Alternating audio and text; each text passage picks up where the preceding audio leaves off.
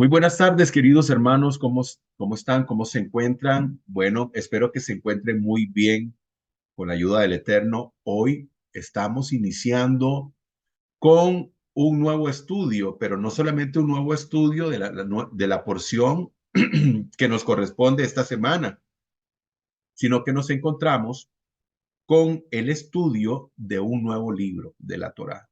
Nos encontramos con el estudio del libro conocido como Números en español, pero que su verdadero nombre en hebreo es en el desierto. Bamidbar, en el desierto. Y bueno, la primera porción que nos corresponde estudiar precisamente lleva el nombre del libro, ¿verdad? Que vamos a estudiar, o sea, en el desierto.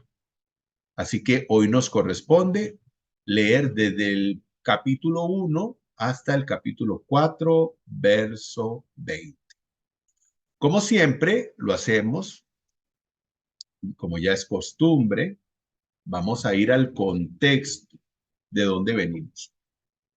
Quiero darle la bienvenida a todos los que se encuentran en este momento en nuestra aplicación de Zoom en directo y a todas aquellas personas que nos van a ver a través de nuestro canal de YouTube. Le damos la cordial bienvenida y esperamos que sean muy bendecidos a través de este estudio. Y bueno, ¿cuál es el contexto? Recordemos que venimos del estudio del libro conocido como Levítico o Baikra, su nombre en hebreo, su nombre original. El libro de Baikra abarca muchos temas, pero muy especialmente lo que tiene que ver con el servicio tanto de los Kohanim, o sea, del sumo sacerdote y los sacerdotes, como de los Leviín, o sea, los levitas.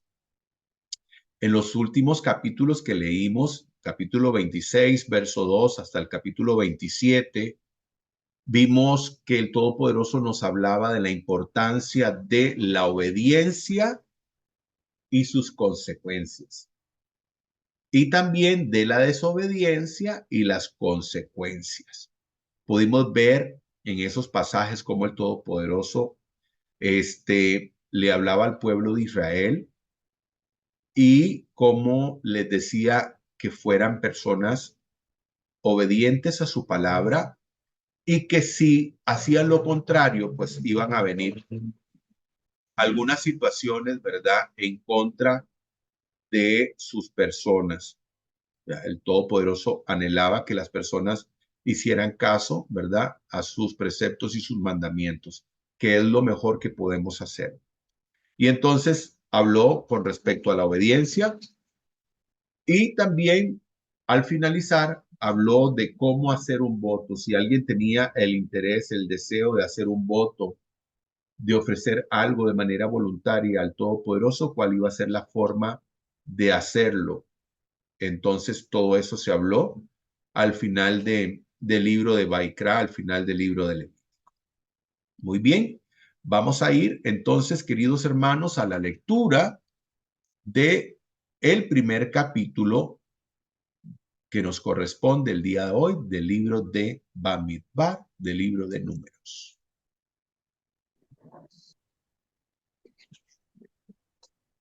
El primer censo. En el día primero del mes segundo, en el segundo año de su éxodo de la tierra de Egipto, estando en el desierto de Sinai, habló Adonai a Moisés en la tienda de reunión, diciendo: Levantad censo de toda la asamblea de los hijos de Israel por sus familias, por sus casas paternas, contando los nombres de todos los varones cabeza por cabeza, de 20 años arriba, todo el que pueda entrar al ejército de Israel. Tú y Aarón los alistaréis para sus ejércitos. Y un varón de cada tribu, cada uno cabeza de su respectiva casa paterna, estará con vosotros. Estos son los nombres de los varones que se presentarán con vosotros. De la tribu de Rubén, Elisur ben Sedeur. De Simeón, Selumiel ben Surizadai. De Judá, Naasón ben Aminadab. De Isaacar, Natanael ben Suar. De Zabulón, Eliab ben Helón. De los hijos de José, de Efraín, Elisama ben Amiud. De Manasés, Gamaliel ben Pedasur. De Benjamín, Abidán ben Gedeoni. De Dan, Ahieser ben Amisadai. De Jaser, Paquiel ben Ocrán. De Gad, Eliasaf ben Deuel. De Neftalí, Ahira ben Enán. Estos son los designados de entre la asamblea, jerarcas de las tribus de sus padres y cabezas de los militares de Israel. Tomaron pues Moisés y Aarón a estos varones que fueron designados por nombres e hicieron congregar a toda la asamblea el día primero del mes segundo y se registraron por sus familias, por su casa paterna, según el número de los nombres de 20 años arriba, cabeza por cabeza, conforme Adonai había ordenado a Moisés, así los alistó en el desierto de Sinaí. En cuanto a los hijos de Rubén, primogénito de Israel, hecha su genealogía según sus familias, sus casas paternas, enumerando nominalmente, cabeza por cabeza, todos los varones de 20 años arriba, todos los aptos para el ejército. Los alistados de la tribu de Rubén fueron 46,500. De los hijos de Simeón, hecha su genealogía según sus familias, sus casas paternas, enumerando nominalmente, cabeza por cabeza, todos los varones de 20 años arriba, todos los aptos para el ejército. Los alistados de la tribu de Simeón fueron 59,300. De los hijos de Gad, hecha su genealogía según sus familias, sus casas paternas, enumerando nominalmente de 20 años arriba, todos los aptos para el ejército. Los alistados de la tribu de Gad fueron 45,650. De los hijos de Judá, hecha su genealogía, según sus familias, sus casas paternas, enumerando nominalmente de 20 años arriba, todos los aptos para el ejército. Los alistados de la tribu de Judá fueron 74,600. De la tribu de los hijos de Isaacar, hecha su genealogía según sus familias, sus casas paternas, enumerando nominalmente de 20 años arriba, todos los aptos para el ejército. Los alistados de la tribu de Isaacar fueron 54,400. De los hijos de Zabulón, hecha su genealogía según sus familias, sus casas paternas, enumerando nominalmente de 20 años arriba, todos los aptos para el ejército. Los alistados de la tribu de Zabulón fueron 57,400. De los hijos de José, por los hijos de Efraín, hecha su genealogía según sus familias, sus casas paternas, enumerando nominalmente de 20 años arriba, todos los aptos para el ejército. Los alistados de la tribu de Efraín fueron 40,500. De los hijos de Manasés, hecha su genealogía según sus familias, sus casas paternas, enumerando nominalmente de 20 años arriba, todos los aptos para el ejército. Los alistados de la tribu de Manasés fueron 32,200. De los hijos de Benjamín, hecha su genealogía según sus familias, sus casas paternas, enumerando nominalmente de 20 años arriba, todos los aptos para el ejército. Los alistados de la tribu de Benjamín fueron 35,400. De los hijos de Dan, hecha su genealogía según sus familias, sus casas paternas, enumerando nominalmente de 20 años arriba, todos los aptos para el ejército. Los alistados de la tribu de Dan fueron 62,700. De los hijos de Aser, hecha su genealogía según sus familias, sus casas paternas, enumerando nominalmente de 20 años arriba, todos los aptos para el ejército. Los alistados de la tribu de Aser fueron 41,500. Los hijos de Neftalí, hecha su genealogía según sus familias, sus casas paternas, enumerando nominalmente de 20 años arriba, todos los aptos para el ejército. Los alistados de la tribu de Neftalí fueron 53,400. Tales fueron los alistados que registraron Moisés y Aarón, juntamente con los 12 jerarcas de Israel, uno por cada casa paterna. Todos los alistados de los hijos de Israel por sus casas paternas de 20 años arriba, todos los que en Israel podían salir a la guerra, resultaron 603,550. Pero los levitas no fueron alistados en medio de ellos a causa de la tribu de sus padres, pues Adonai había hablado a Moisés diciendo: ciertamente no alistarás a la tribu de Leví, ni los censarás en medio de los hijos de Israel. Tú pues encarga a los levitas respecto al tabernáculo del testimonio, acerca de todos sus utensilios y todo lo que le pertenece. Ellos cargarán el tabernáculo y todos sus utensilios y ministrarán en él y acamparán alrededor. Con, Cuando el tabernáculo haya de ponerse en marcha, los levitas lo desmontarán, y cuando el tabernáculo acampe, los levitas lo armarán, y el extraño que se acerque será muerto. Los hijos de Israel acamparán cada uno en su campamento junto a su estandarte por sus ejércitos, pero los levitas acamparán en torno al tabernáculo del testimonio para que no venga la ira sobre la asamblea de los hijos de Israel. Los levitas cuidarán de guardar el tabernáculo del testimonio, y los hijos de Israel hicieron todo lo que Adonai había ordenado a Moisés. Así lo hicieron. Baruch Hashem.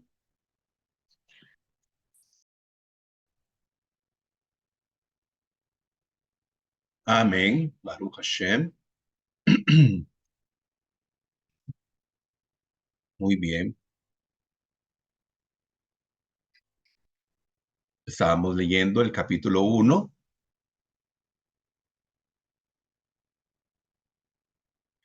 Y bueno, antes de hablar respecto a este capítulo 1, quisiera comentarles que también tiene relación con lo que estamos viendo, y es que nos encontramos próximos a la celebración de la fiesta de Shavuot, que es el 11 de junio al 13 de junio de este año secular 2024.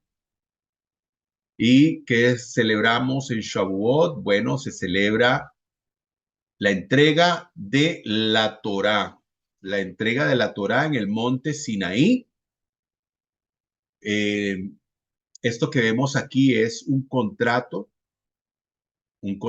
que, de nombre Ketubá, y que entonces hacemos la conexión respecto a que el día de Shavuot, cuando se entrega la Torá, es como ese compromiso que hace Dios y el pueblo de Israel, y el pueblo de Israel con Dios. Y la Torá viene a ser ese contrato nupcial. Normalmente, ¿verdad? En el judaísmo, cuando hay un matrimonio, se hace un contrato que precisamente se llama ketubá. Y ese contrato habla de las obligaciones que hay entre uno y otros, ¿verdad? Entre uno y otro. En este caso, pues el matrimonio, la pareja que se está casando. Y bueno, vemos que viene a ser algo similar con respecto a lo que ocurrió en el monte Sinaí, donde el Todopoderoso toma al pueblo de Israel y lo escoge. Y él viene a ser, ¿verdad? Esa figura de esposo. Incluso hay algunos pasajes en el Tanakh que habla precisamente, ¿verdad? De esa manera, o sea, de esa forma, donde dice que Israel eh, se, se volvió como una adúltera, donde fueron infieles a él. Y entonces la Torá viene a ser ese contrato nupcial, ese contrato donde ahí están puestas las obligaciones del pueblo de Israel, lo que tiene que cumplir, y las bendiciones que el Todopoderoso tiene para el pueblo de Israel si éste obedece pues esos preceptos, esos mandamientos que el Todopoderoso ha establecido en su Torah. Así que estamos próximos a esa celebración, como les decía, Y bueno, aquí vemos el desierto y el monte Sinaí. El desierto y el monte Sinaí. Es interesante, queridos hermanos, y a todos los que nos están viendo por el canal de YouTube, que en todo el libro de Bamidbar, o el libro de Números, o el libro llamado En el desierto, no se encuentra la palabra cielo por ningún lado. En este libro no aparece, no aparece el nombre de cielo, o sea, el nombre del cielo, que en este caso sería Hashamain, no aparece. No aparece en ninguno de los capítulos de este libro. Algunos consideran que eso es debido a que la revelación de los Hashamain ya habían sido dadas. La revelación que venía del cielo, que es la entrega de la Torá, ya había sido dada. Y que bueno, aquí nos encontramos, ¿verdad? Aquí está la palabra Shamain. Nos encontramos con dos revelaciones y dos estados espirituales.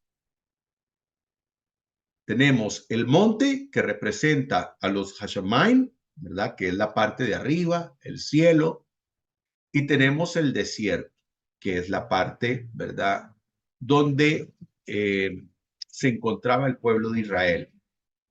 Porque cuando ascendían al monte, ascendían a esas partes altas, ascendían, ¿verdad? A los lugares espirituales, a los lugares espirituales más altos. Y tenemos otra parte, ¿verdad? Donde también el desierto se constituye en una parte importante de la espiritualidad. Y eso lo vamos a ver. Entonces tenemos dos revelaciones y dos estados espirituales.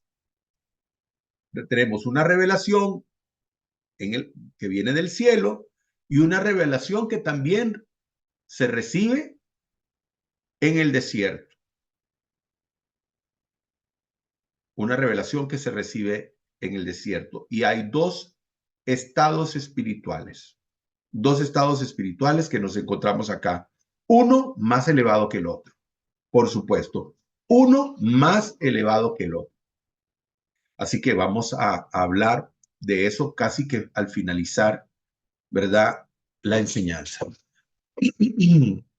Ya hablando de lo que estamos viendo en este momento, dice el censo en el desierto, lo arraigado del monoteísmo en el pueblo de Israel y la conservación de la familia hebrea, donde no se dieron mezclas con las otras naciones que salieron de Egipto con ellos.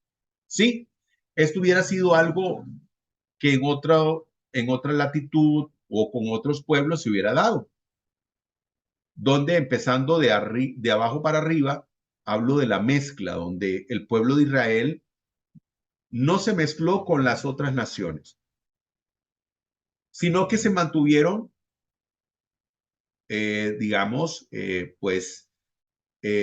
con sus mismos genes, por decirlo así, y no hubo una mezcla de estos, sino que se guardaron ellos y no se mezclaron con las otras razas, ¿verdad? Que habían ahí también.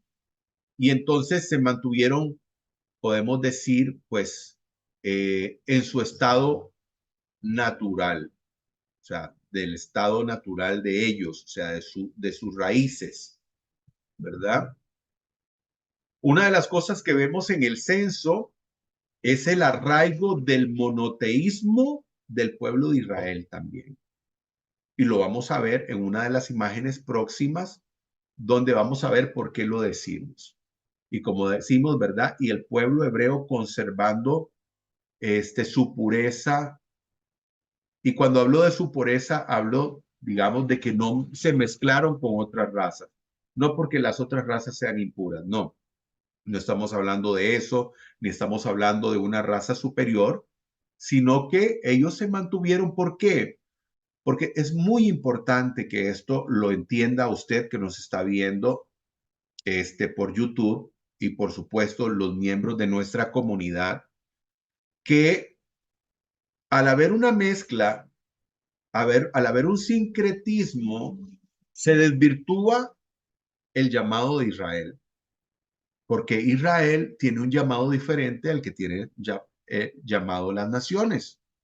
O sea, el pueblo de Israel tiene un llamado para ser una nación de Coanim, una nación de sacerdotes. Ellos tienen una preeminencia, y eso sí, no podemos negarlo, ellos tienen una preeminencia en, en este proyecto del Todopoderoso, en este plan del Todopoderoso para la humanidad. Ellos tienen un lugar de privilegio. Eso no se puede negar. Todos tenemos un llamado, pero el pueblo de Israel tiene un llamado especial. Y el llamado que tienen ellos, ¿verdad? Como Coanim, como una nación santa, una nación de sacerdotes, al servicio del Todopoderoso y al servicio también de la humanidad.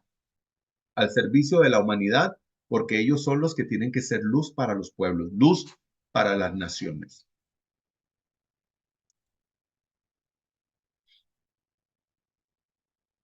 Hablamos aquí lo que les decía respecto a el monoteísmo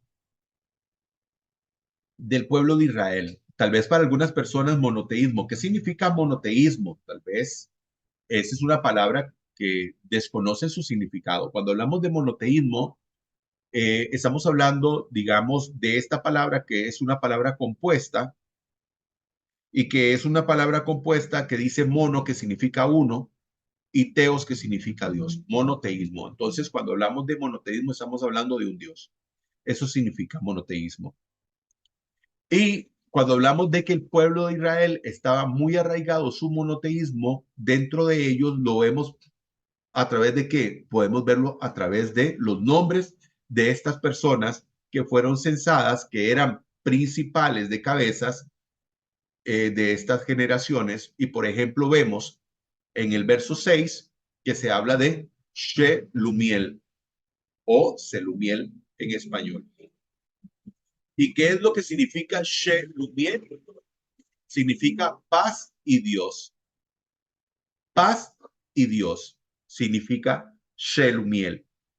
Netanael o Natanael, verso 8, lo ha dado Dios. Cuando los nombres de algunas personas en el hebreo terminan en EL, es parte del nombre del Todopoderoso. Entonces vemos Shelumiel, termina EL. Natanael termina en EL también. Y dice Natanael significa lo ha dado Dios. Elishama, Elishama, mi Dios ha oído. Verso 10. Gamaliel, Dios mi recompensa. Aquí vemos que Elishama y Gamaliel es al contrario. El nombre del Eterno empieza al principio, o se refiere el nombre a Dios al principio. ¿Por qué? Porque tenemos EL al principio, Elishama. Y posteriormente tenemos Gamaliel, que tiene el EL al final. Tenemos Abidam, que dice mi padre juzga, que viene de la palabra Abba, Abidam, verso 11. Ayeser, Ayeser, mi hermano ayuda. Y posteriormente tenemos Elisaf, dice Elisaf, Dios ha agregado. O Deuel, aquí tenemos nuevamente en el verso 14, Elisaf empieza EL y Deuel termina EL, que significa mi amigo es Dios. Mi amigo es Elohim, Baruch Hashem. Dice el verso 18, y juntaron a toda la congregación en el primero del mes segundo, y fueron reunidos por sus linajes, por las casas de sus padres, según la cuenta de los nombres de 20 años arriba por sus cabezas. Porque en el censo, se sacó un número de personas que podían ser efectivos militares que iban de los 20 a los 60 años para poder servir en el ejército, para poder defender al pueblo, a la nación de Israel. Dice el verso 20, los descendientes de Reubén, primogénito de Israel, quedaron registrados por sus clanes y por sus familias patriarcales.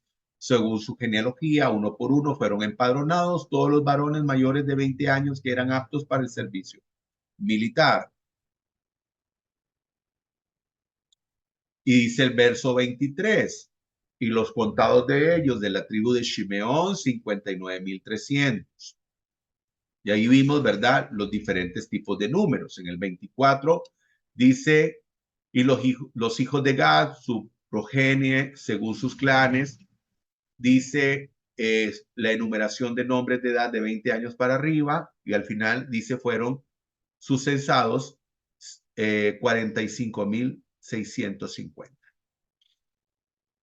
Después tenemos aquí que se habla de la tribu de Neftalí o Naftali, de la tribu de Asher también, y dice que los censados fueron 35,400. Estas imágenes que le estoy mostrando acá son imágenes del desierto, imágenes maravillosas del desierto. Aquí vemos en el verso 45 y 46, donde habla también de los censados de los hijos de Israel. Dice fueron 603,550 en total. El ejército eran 603,550 los que pertenecían o iban a ser parte del ejército de Israel. Si usted se pone a pensar juntamente conmigo, es un número grandísimo, es un número importantísimo de personas que venían a ser parte de este ejército. Y si nos ponemos a pensar, recuerde que hay un mandamiento, un precepto muy importante para el pueblo de Israel, donde el Todopoderoso estableció, Génesis capítulo 1, verso 28, donde el Todopoderoso le dice que tienen que poblar el mundo, que tienen que reproducirse. Por lo tanto, el pueblo de Israel era un pueblo fecundo. Aquí tenemos 603,550 efectivos de 20 años para arriba, hasta los 60, que eran parte del ejército. Pero si pensamos, no se están tomando en cuenta las señoras, no importa la edad, ¿verdad? Ya sean de 20 años para arriba, no se toman en cuenta las señoras, los jóvenes menores de 20, los niños, las niñas, los hombres, ¿verdad? Mayores de 60, no se toman en consideración tampoco. Por lo tanto, si uno se pone a pensar, ¿verdad? Estamos hablando de una gran cantidad de personas. Muy posiblemente había abundancia de niños en ese momento y estamos hablando que perfectamente podríamos sacar cuentas de que esta población, incluso sin meter también a las naciones que salieron con el pueblo de Israel, estamos hablando de un pueblo de un número de más de tal vez 2 millones de personas que iban por el desierto. Un número impresionante.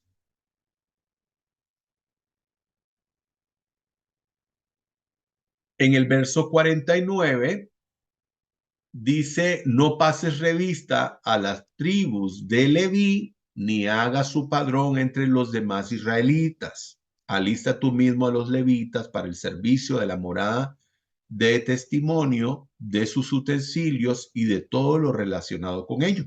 También tenemos que los Levíim y los Coanim, por supuesto, no fueron tomados en cuenta para el ejército.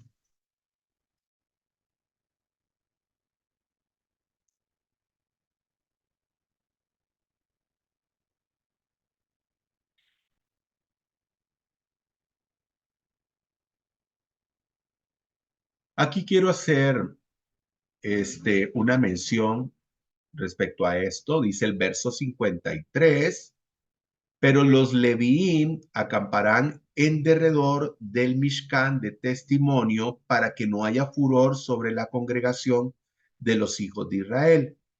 Y se encargarán los levín de la custodia del tabernáculo, o lo que es el Mishkan, la tienda de reunión, la tienda de testimonio. Aquí a su lado derecho, disculpen, se me corrió la imagen. Aquí a su lado derecho les traje esta imagen porque es una imagen bastante interesante. Y es que aquí, digamos, estaban haciendo una invitación de un campamento de nombre Levitas. Dice, nuestro Levit Camp está cada vez más cerca y tienes que ser parte de esta experiencia que marcará tu vida.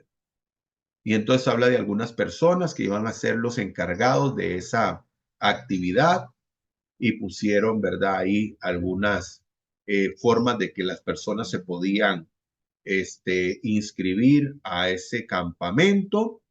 Y habla aquí, ¿verdad? Con un hashtag campamento, levitas, familia, sobrenatural, ¿verdad? Y otras cosas.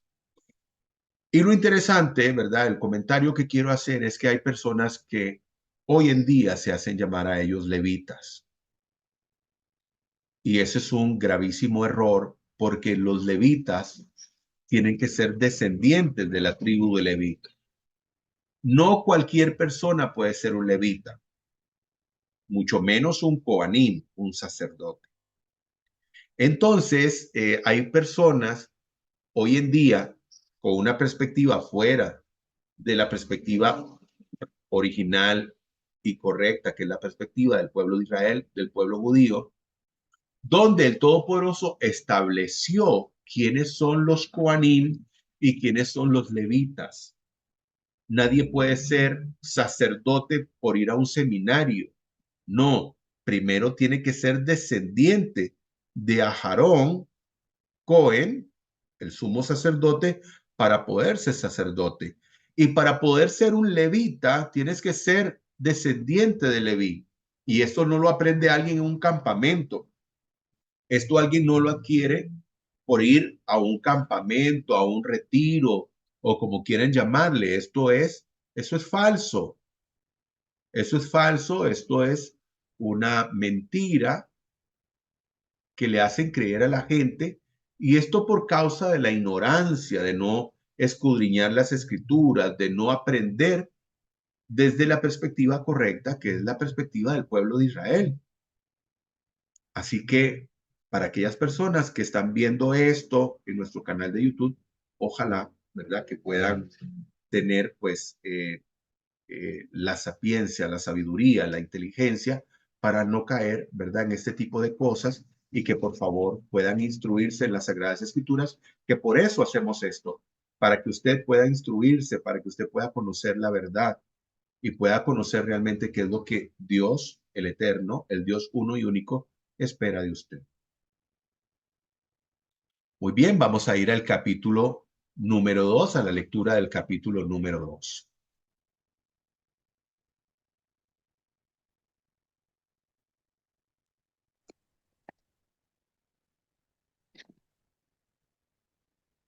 Disposiciones para acampar y partir. Habló Adonai a Moisés y a Aarón diciendo: los hijos de Israel acamparán cada uno junto a su propio estandarte bajo las insignias de sus casas paternas.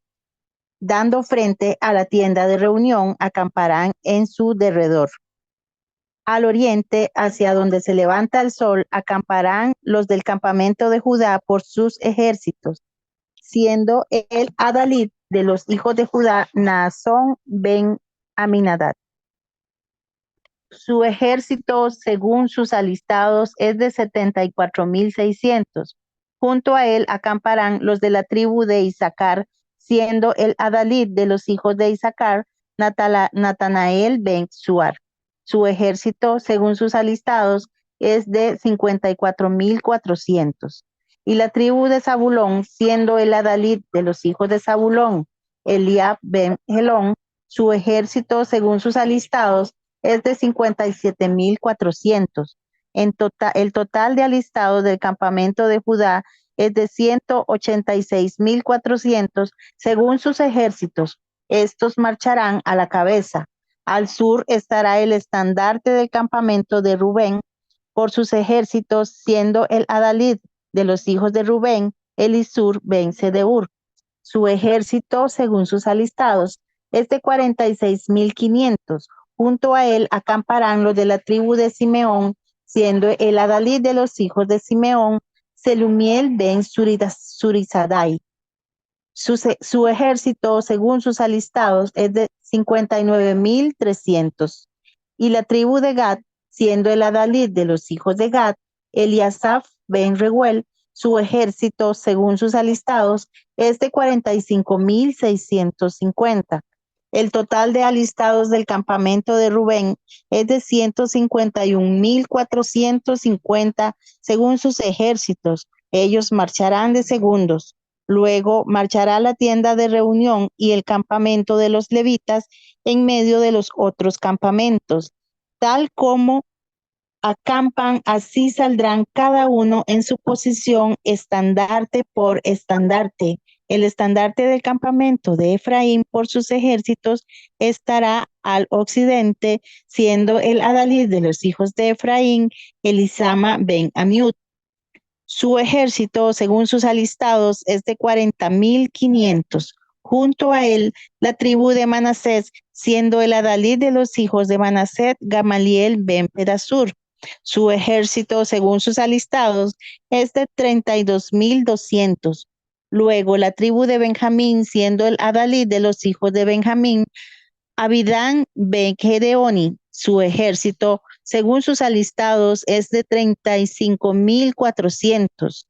El total de alistados del campamento de Efraín es de 180,100 según sus ejércitos. Ellos marcharán de terceros. El estandarte del campamento de Dan estará al norte por sus ejércitos, siendo el adalid de los hijos de Dan, Abiezer ben Amisadai. Su ejército, según sus alistados, es de 62,700. Junto a él acamparán los de la tribu de Aser, siendo el adalid de los hijos de Aser, Pagiel ben Ocrán. Su ejército, según sus alistados, es de 41,500. Y la tribu de Neftalí, siendo el adalid de los hijos de Neftalí, Ahira ben Enán. Su ejército, según sus alistados, es de 53,400. El total de alistados del campamento de Dan es de 157,600. Ellos marcharán a retaguardia según sus estandartes. Tales fueron los alistados de los hijos de Israel por sus casas paternas. Todos los alistados por sus casas paternas, todos los alistados de los campamentos por sus ejércitos fueron 603,550. Pero los levitas no fueron alistados entre los hijos de Israel, tal como Adonai había ordenado a Moisés. Y los hijos de Israel hicieron conforme a todo lo que Adonai había ordenado a Moisés. Así acamparon según sus estandartes y así emprendieron la marcha, cada uno conforme a su familia, según su casa paterna. Baruch Hashem. Baruch Hashem.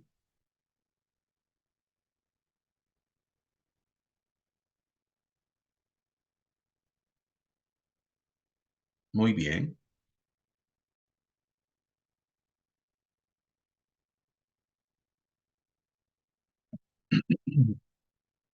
Bueno, esta es una imagen de cómo podría estar el campamento y todo Israel alrededor del Mishkan, de la tienda de reunión, de lo que se conoce como el tabernáculo.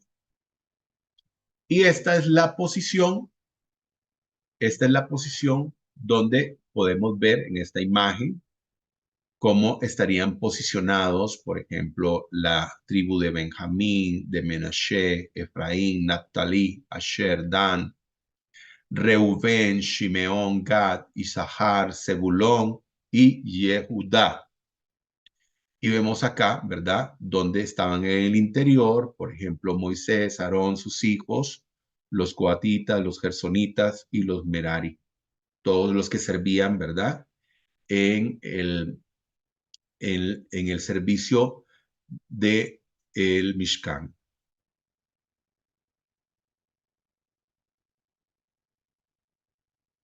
Aquí vemos los posibles estandartes de las tribus, ¿verdad? Cada uno tiene, por ejemplo, una figura diferente. Vemos la de Yehudá, que es una de las más conocidas, que es con un león. Tenemos la de Isahar, que es un burro. Tenemos Asher, que es una palmera. Shimeón, Reubén, Shebulón, todas ellas.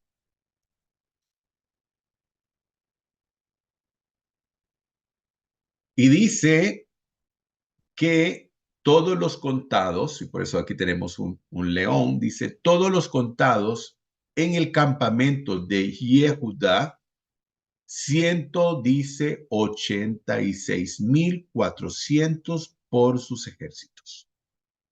El ejército más grande era el de Yehudá, y normalmente siempre era el primero en salir a la batalla. Era, por decirlo así, el ejército, la élite, el más poderoso de todos los ejércitos de Israel. Este era la tribu la más poderosa, la más fuerte y también la más multitudinaria. Dice el verso 2:34 que hicieron los Benei Israel como todo lo que había prescrito Adonai a Moshe. Así acamparon junto a sus estandartes y así se desplazaron cada hombre junto a sus clanes y junto a sus prosapias, a sus principales, a sus príncipes, a los padres de las casas paternas. Y entonces ahí vemos, ¿verdad?, al pueblo de Israel acampando alrededor del Mishkan, de la tienda de reunión. Muy bien. Esta parte, ¿verdad?, tenía que ver más con la forma en que iban a ser ellos establecidos alrededor de el Mishkan. Vamos a ir con la lectura del capítulo 3. Estas son las generaciones de Aharón y Moshe desde el día que Adonai habló con Moshe y Aharón en monte Sinai. Los nombres de los hijos de Aharón son Nadab, el primogénito, Abihu, Eleazar e Itamar. Estos eran los nombres de los hijos de Aharón el Cohen, los cuales ellos ungieron y ordenaron como Coanim. Pero Nadab y Abihu murieron en la presencia de Adonai cuando ofrecieron fuego extraño delante de Adonai en el desierto Sinaí, y ellos no tenían hijos. Eleazar e Itamar sirvieron como Kohanim en la presencia de Aharón su padre. Adonai dijo a Moshe: haz que se acerque la tribu de Leví y asígnalos a Aharón el Cohen para que ellos lo puedan ayudar. Ellos llevarán a cabo sus labores y las labores de toda la congregación de los hijos de Israel, delante del tabernáculo del testimonio, desempeñando el servicio del tabernáculo.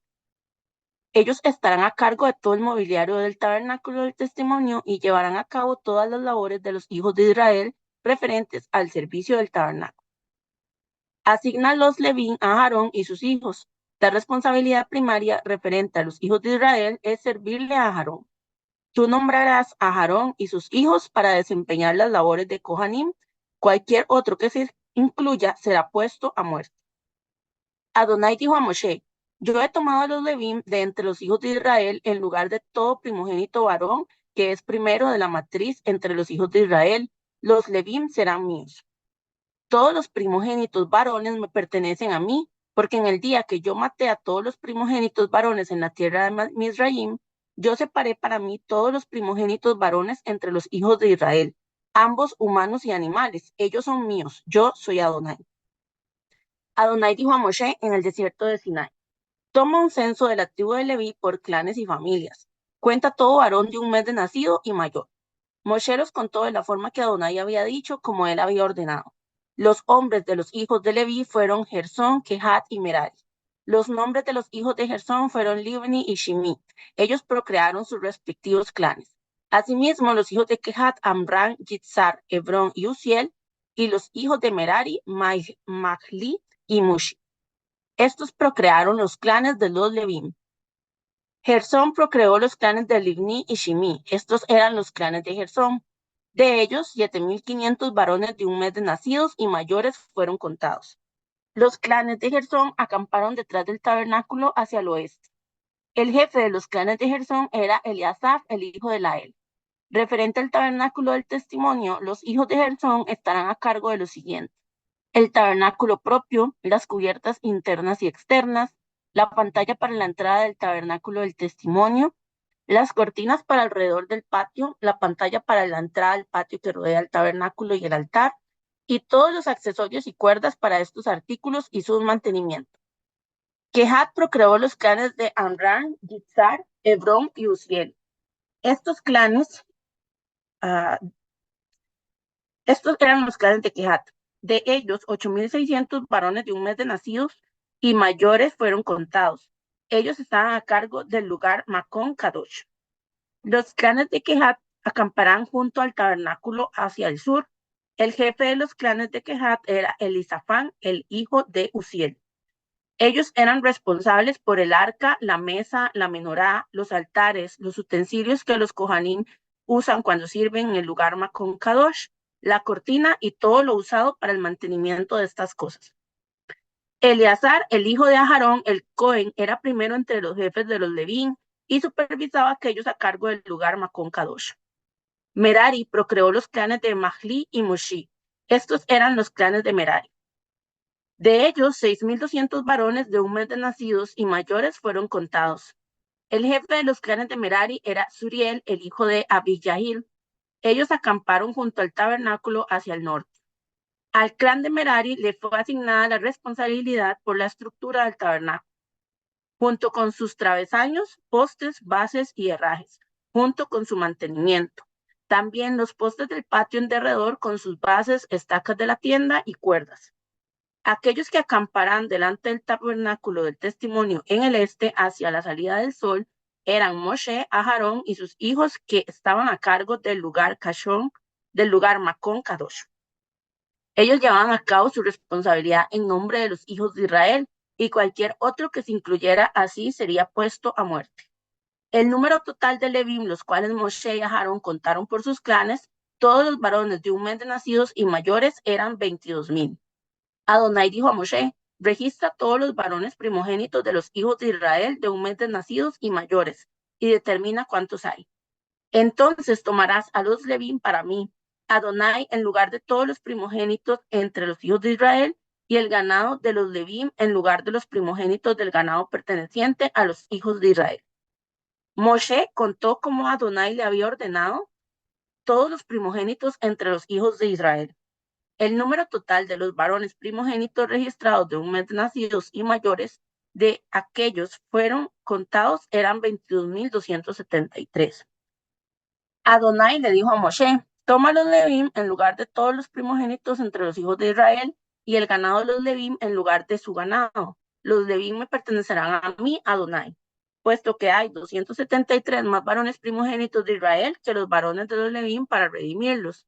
Tomará 5 shekels por cada uno de estos, que es igual a 20 gerás. Da el dinero de redención por esta gente sobrante a Aarón y sus hijos. Moshe tomó el dinero de la redención de aquellos que eran más que los redimidos por los Levim. La cantidad de dinero que él tomó de los primogénitos de los hijos de Israel fue de 1,365 shekels, usando el shekel del lugar Kadosh. Moshe dio el dinero de la redención a Aarón y sus hijos, cumpliendo lo que Adonai había dicho, como Adonai había ordenado a Moshe. Amén. Amén, Baruch Hashem. Muy bien. Dice, estos son los nombres de los hijos de Aharón, el primogénito Nadab, y Abihu, Eleazar e Itamar. Y dice el verso 4 que murió Nadab y Abinú ante Adonai al ofrecer ellos un fuego profano ante el Todopoderoso.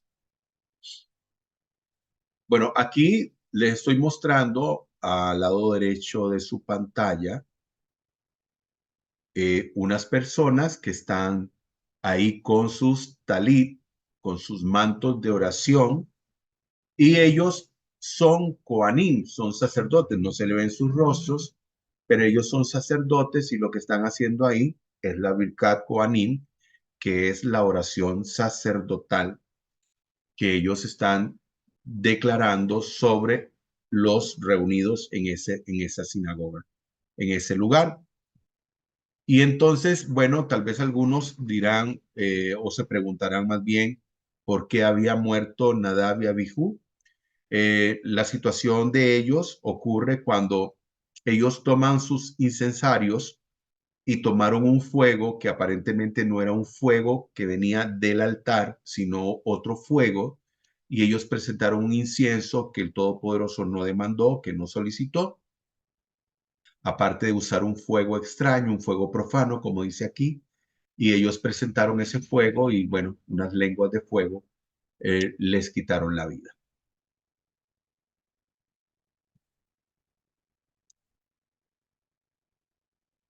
Dice, los levitas se encargaban, aquí esta imagen nos habla de cuáles eran las funciones. Vamos a ver otra más adelante de las funciones que realizaban, perdón, tanto los levitas como los Kohanim o los Kohanim y los levitas.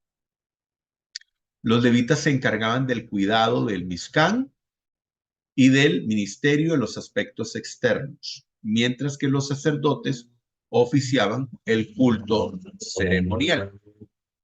Los descendientes de los tres hijos de Leví, Gersón, Coat y Merari, formaban tres divisiones y cada división tenía un cargo especial en relación con el cuidado del Mishkan.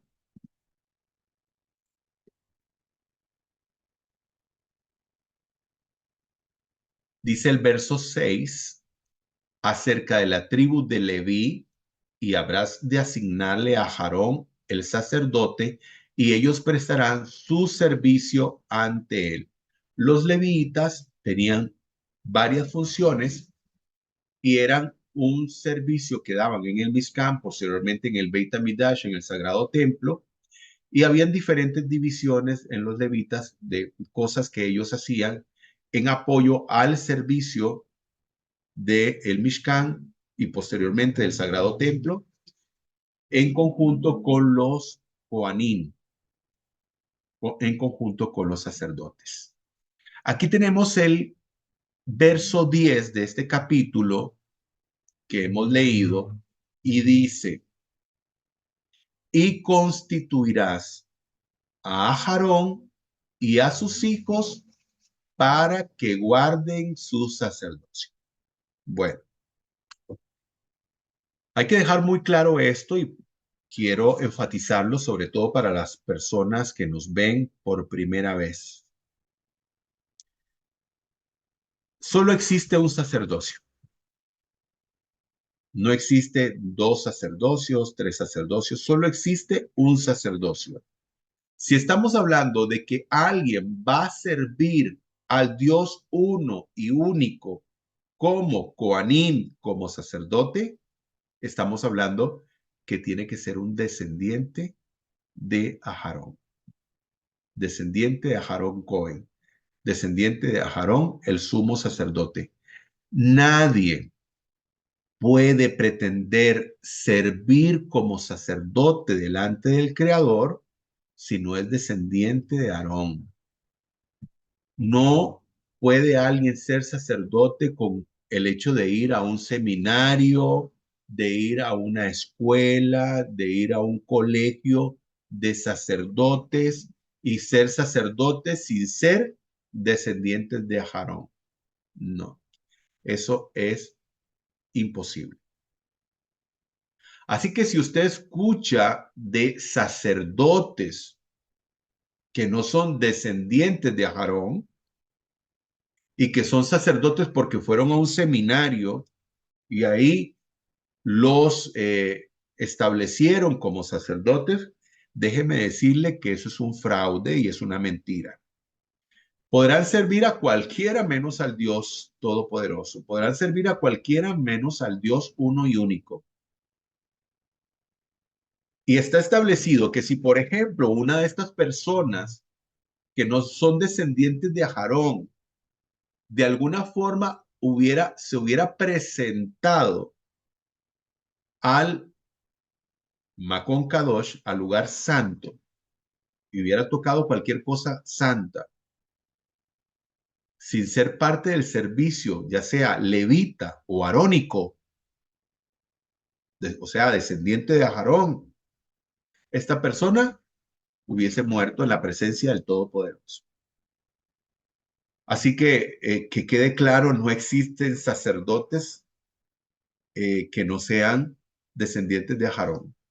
Cualquier persona que diga ser sacerdote y que es sacerdote de una religión X, Y o Z, como se llame, y que pretenda ser sacerdote, bueno, será sacerdote de su religión y no sabemos de qué Dios, lastimosamente, pero no es sacerdote del Dios Altísimo. Eso es un fraude total. Lo decimos con todo respeto, pero es la realidad, ¿verdad? Eso es una mentira.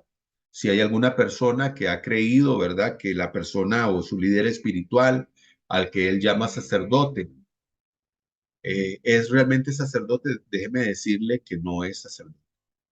Sacerdote de su religión, pero no del Dios Altísimo, no del Dios uno y único. Definitivamente no. Y bueno, como decíamos, ¿verdad? Habían diferentes tipos de servicios, labores de los Kohanim, de los sacerdotes. Dice acá toda labor de intercesión. Esto incluía todas las funciones relacionadas con el lugar santo y el lugar santísimo, porque eran dos lugares diferentes. Eran responsables de que nadie tocara ni se acercara a las cosas santas, ni siquiera los levitas tenían esa posibilidad. En el atrio debían ofrecer las víctimas en el altar de los holocaustos. Eran ellos los que se encargaban de esto, de ofrecer los korbanot, las ofrendas al Todopoderoso. Con respecto a los levitas, tenemos que se encargaban de desmontar, transportar, volver a montar el santuario y ayudar a los Kohanim en el cumplimiento de sus deberes. Ayudantes de los sacerdotes en sus tareas en el templo, también los levitas eran cantores, músicos, porteros, vigilantes, jueces y escribas. Consagración de los Levíim.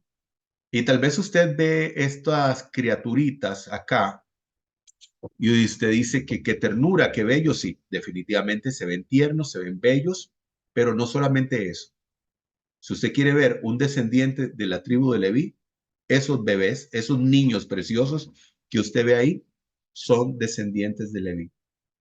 Son levitas realmente. O sea, no es que los disfrazaron y los vistieron de esa manera. No, son descendientes de Leví.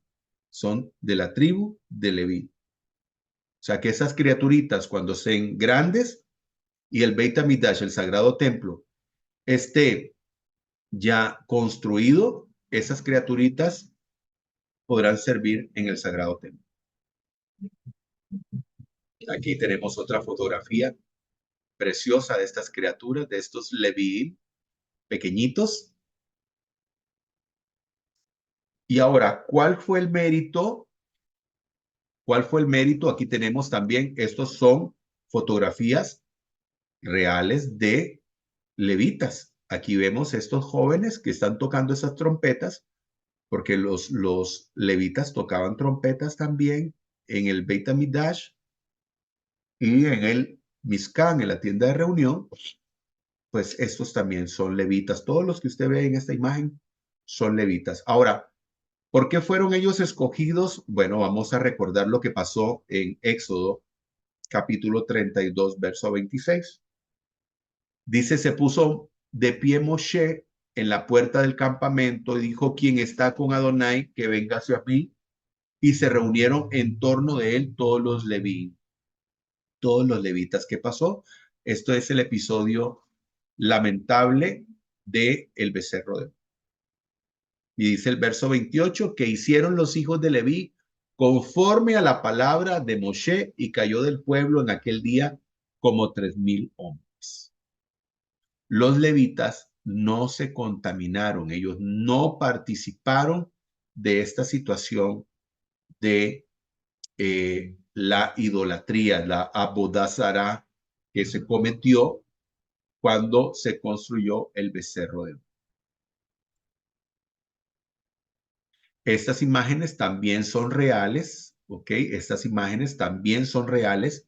Estos que usted ve aquí son levitas también, donde se estaba haciendo este simulacro, por decirlo así, de cómo sería el servicio de los levitas y del sumo sacerdote.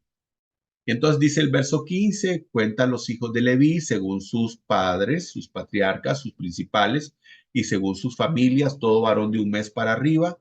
Los contó Moshe por mandato de Adonai, como le fue mandado. Y estos son los nombres de los hijos de Gersón, según sus familias, y los hijos de Kehat, y los hijos de Merari. Aquí también tenemos otra imagen, también tenemos levitas reales, ¿verdad? Hay uno con una trompeta de plata y aquí sus otros colegas, compañeros. Y dice el verso 25, y el cargo de los hijos de Gersón en la tienda de reunión, en el Mishkan, y la tienda, su cobertura y la cortina de la entrada de la tienda de reunión, de las labores que tenían que realizar, y los lienzos del atrio y la cortina de entrada del atrio que estaban alrededor, y el jefe de los principales de la familia de los queaditas, Elitasfán, hijo de Jusiel, y a su cargo tenían, dice, el arca, la mesa, el candelabro y los altares y los enseres sacros con los cuales han de servir, y la cortina y todos sus implementos. Ellos tenían en su responsabilidad el llevar, el cargar esto, o sea, esto era un privilegio enorme, gigantesco y una responsabilidad todavía aún mayor, porque tenían que cargar el arca del pacto, el arca de la alianza y los otros utensilios. Ahora, muy importante, cuando hablamos al principio del censo y hablamos de que el pueblo de Israel se mantuvo en esa pureza, si el Todopoderoso se hubiera mezclado esto de que usted ver, por ejemplo, hoy a estos leviín, a estos coanim, a estos levitas y a estos sacerdotes, no se hubiera podido dar. ¿Por qué? Porque la descendencia se hubiera desvirtuado al mezclarse con otras personas, con otras razas.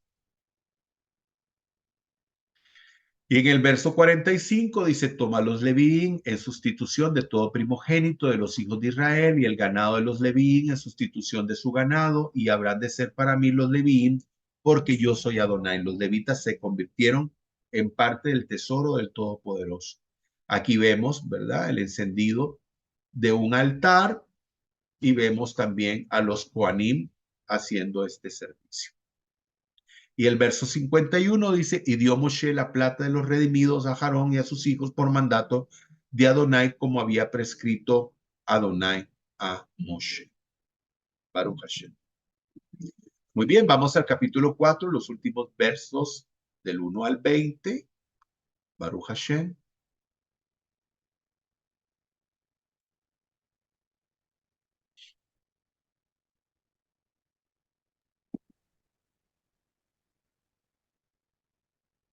Segundo censo de los levitas.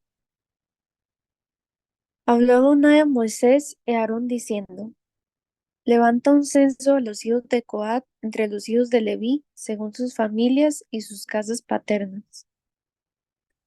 De edad de 30 años en adelante, hasta 50 años todo el que entra en la milicia para servir en la tienda de reunión. El servicio de los hijos de Coat en la tienda de reunión será este: las cosas más sagradas.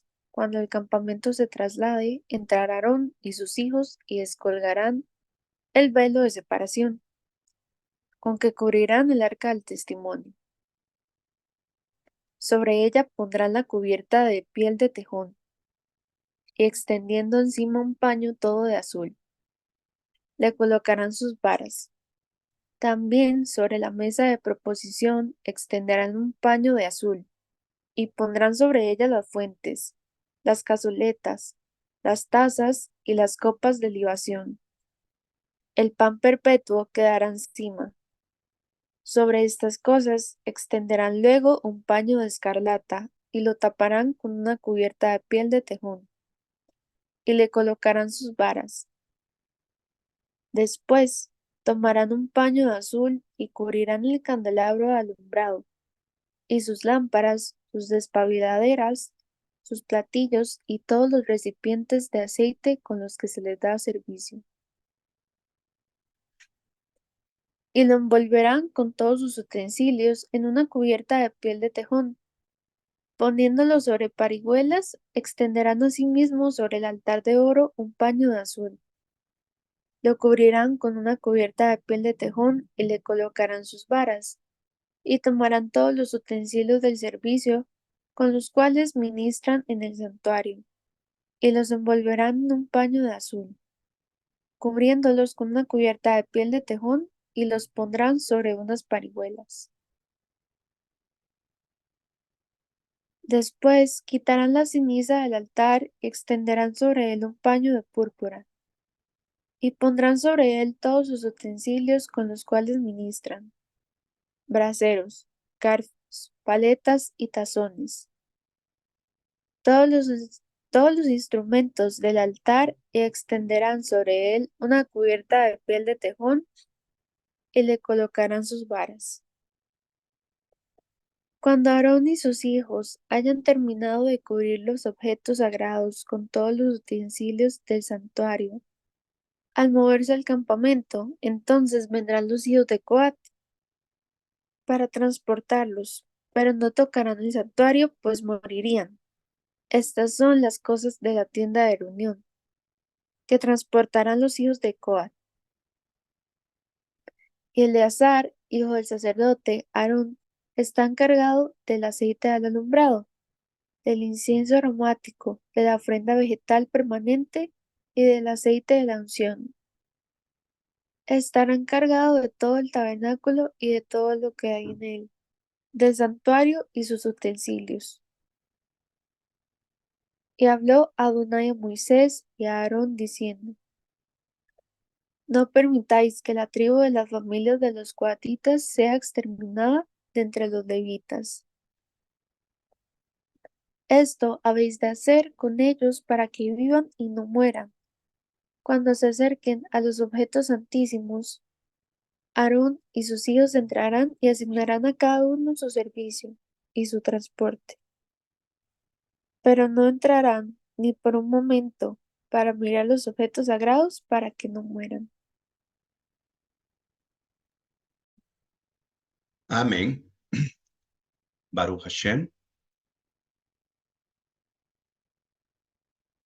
Muy bien. Para ir concluyendo con el estudio, aquí vamos a ver, y dice: censad a los hijos de Kehat. En el capítulo anterior se había hecho el censo de todos los miembros de la tribu de Leví que potencialmente estaban al servicio del Eterno y de su santuario. El censo abarcaba a todos los levín a partir de la edad de un mes. Pero en el capítulo 4 se hará el censo solamente de los levín que serán custodios y portadores del santuario. Cuando el pueblo de Israel se traslada de un lugar a otro, a ellos quedarán afectados únicamente los levín comprendidos entre 30 y 50 años de edad, ya que la labor de transporte del santuario requería de vigor y de fuerza física considerable para poder llevarlos. Llama la atención la mención de los hijos de Kehat antes que los de Gersón, el primogénito. Se sugiere que como labor de Kehat era transportar el Arón Kodesh, el arca sagrada, que contenía la Torá, esta lo cita en primer término una vez en la función la que ennoblece la persona y confiere una preeminencia y honor. Esa era la razón por la cual el primogénito no aparecía de primero en la lista, sino, ¿verdad?, que su hermano, ¿verdad?, los descendientes de Kehat, que eran los que se encargaban de este transporte.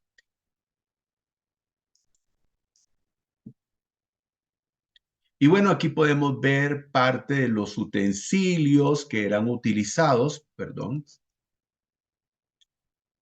parte de los utensilios que eran utilizados. Por ejemplo, vemos aquí cómo se estaba desmantelando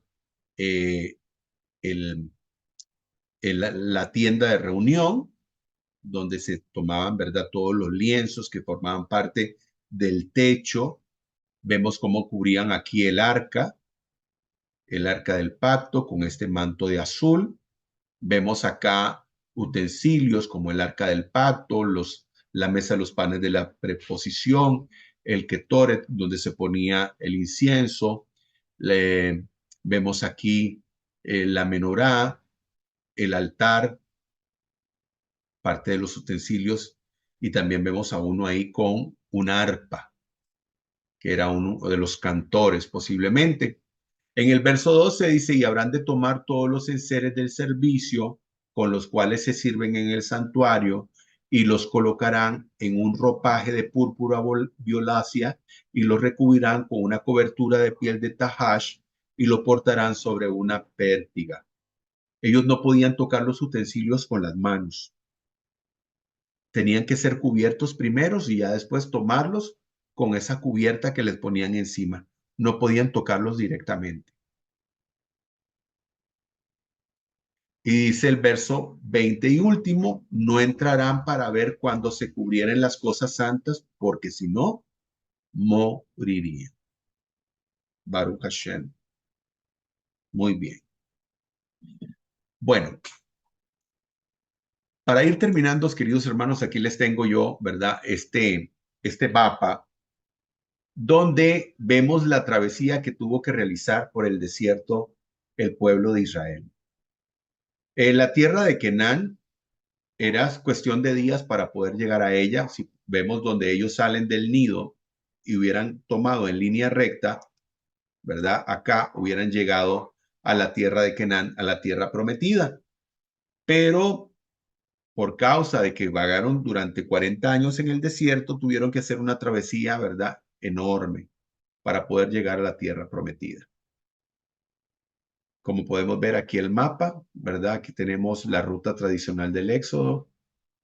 Aquí en esta parte de acá está la península del Sinaí, donde cayó el maná por primera vez. Tenemos el monte Sinaí por acá y la tierra prometida. Ahora, ¿qué es lo que ocurre? Aquí tenemos esto muy interesante. Vean, tenemos una piedra y una pluma acá y las dos. Y hay un equilibrio, a pesar de que la pluma es menos pesada, hace equilibrio con la piedra, a pesar de que la piedra, pues, no sé cuántas veces tendrá el peso de esa pluma. Y entonces esto del equilibrio espiritual tiene que ver con nuestro acercamiento, nuestro alejamiento del Todopoderoso. ¿Ok? Como podemos ver, ¿qué ocurrió? Cuando el pueblo de Israel se alejó del Todopoderoso, pues ocurrió esta separación y trajo esa consecuencia de que el pueblo de Israel tuviera que vagar durante 40 años en el desierto. Aquí, dentro del equilibrio espiritual, podemos ver que una persona, cuando es una persona espiritual, tiene un peso mayor. Hay un peso mayor en esta persona. Como vemos esto, ¿verdad? De la pluma y esta piedra. Cuando una persona es una persona que se dedica a la espiritualidad, al crecimiento espiritual, al desarrollo espiritual, a la búsqueda del Todopoderoso en su servicio, tiene un peso mucho mayor que lo que podría tener una persona común y silvestre. Por eso todos tenemos que buscar la espiritualidad para que podamos tener este peso espiritual. Y ese peso espiritual, pues definitivamente que es algo extraordinario y maravilloso para nuestras vidas, porque mientras más cerca estemos del Creador, pues mucho mejor para cada uno de nosotros. Porque el servir al Creador, al crecer espiritualmente, al elevarnos espiritualmente, pues podemos estar más cerca de Él y podemos pues percibir aún más su misericordia, su gesed, su bondad y su bendición hacia cada uno de nosotros. Por lo tanto, todos tenemos que buscar el crecimiento, la elevación espiritual. Una de las cosas maravillosas que tiene el hebreo, porque el hebreo es un idioma riquísimo, como muchos otros idiomas, pero esta es la Lashon Kadosh, la lengua santa, por decirlo de esta manera. Y aquí tenemos, en el traductor de Google, tenemos aquí la palabra desierto y la palabra habla. La palabra desierto y la palabra habla. Muchas veces tenemos que buscar el desierto, porque parecerá ser que a veces el desierto es un buen conductor para poder escuchar la voz de Dios. Si usted se fija, acá tenemos la palabra desierto en hebreo y aquí la tenemos a nuestra derecha. Tenemos desierto en español y tenemos desierto en hebreo. Y tenemos la palabra habla en español y tenemos la palabra habla en hebreo. Y si usted nota, se va a encontrar que las dos palabras tienen las mismas letras. Maravilloso. Tienen las mismas letras.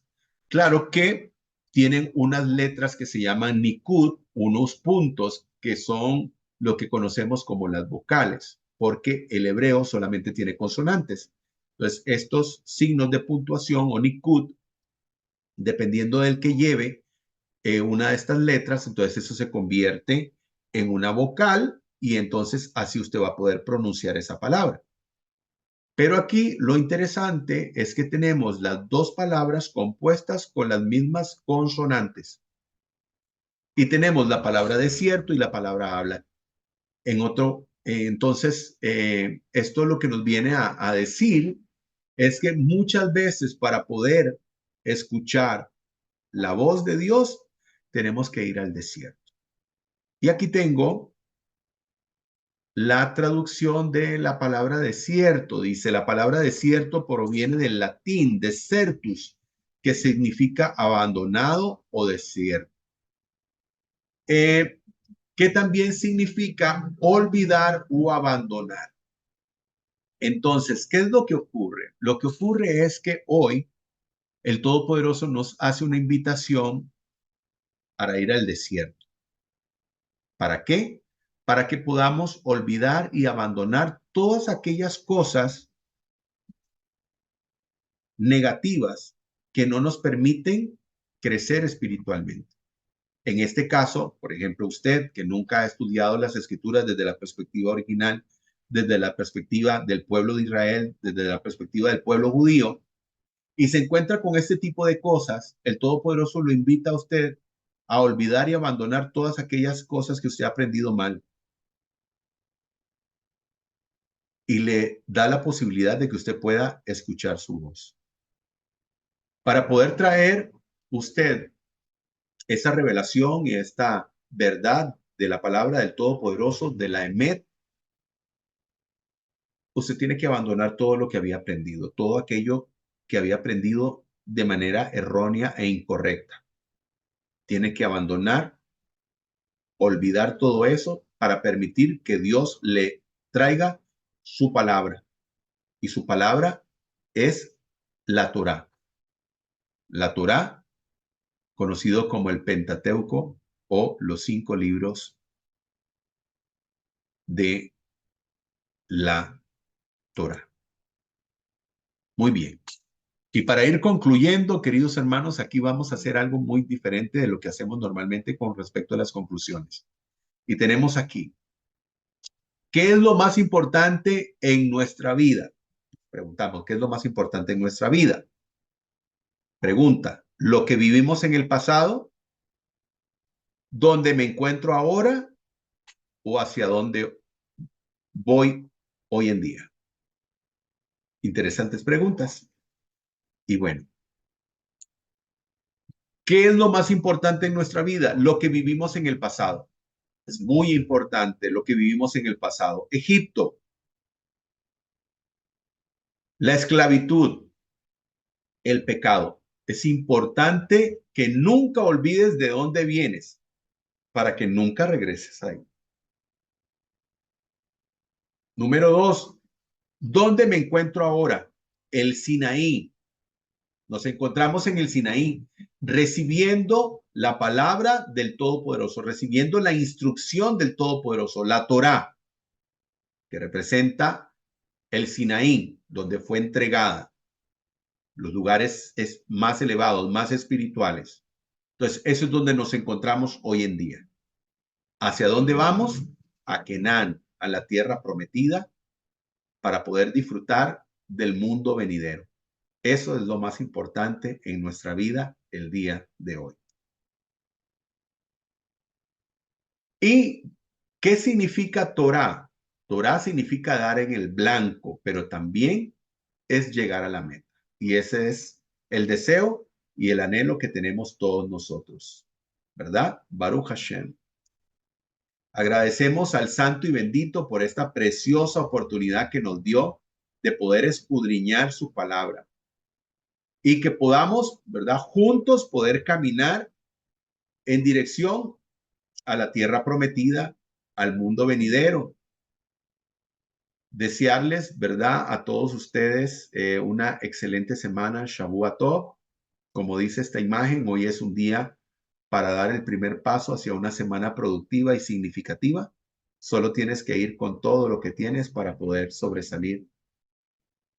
Así que damos gracias al Todopoderoso. Nuevamente desearles a todos ustedes una feliz semana, esperando que este estudio haya sido de mucha bendición para sus vidas y nos veremos, si el Eterno lo permite, en nuestro próximo estudio.